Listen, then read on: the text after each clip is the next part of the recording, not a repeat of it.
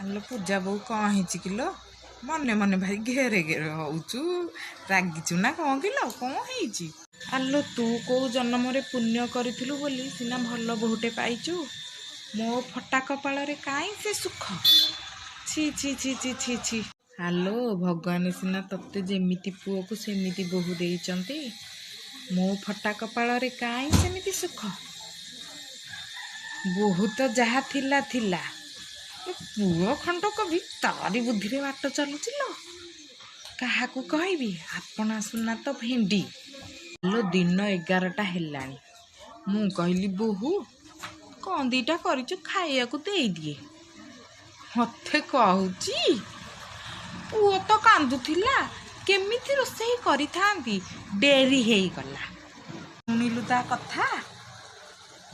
ଆମେ ଆଉ ପିଲା ଜନ୍ମ କରିନଥିଲୁ, ହେଇଲୋ ପାଞ୍ଚଟା ପିଲାକୁ ମୁଁ ଏଇ କାଖେରେ କାଖେଇଲୋ ଘର କାମ କରିଛି। ସେଇଥିରେ ଶାଶୁ ଶ୍ୱଶୁର ଗେରସ୍ତ ସମସ୍ତଙ୍କ କଥା ମୁଁ ବୁଝେ। ହଉ ଇଏ ପିଲା ଜନ୍ମ କରିଛି ପିଲା। ଏମାନଙ୍କୁ ଶାଶୁ ଶ୍ୱଶୁର ସେବା କରିବାକୁ କଷ୍ଟ ହେଉଛି, ହାଲିଆ ଲାଗୁଛି। ଖାଲି ଗେରସ୍ତ ସାଙ୍ଗରେ ଘିରି ଘିରି ବୁଲିଲା ୟାଙ୍କୁ ମଜା ଲାଗୁଛି।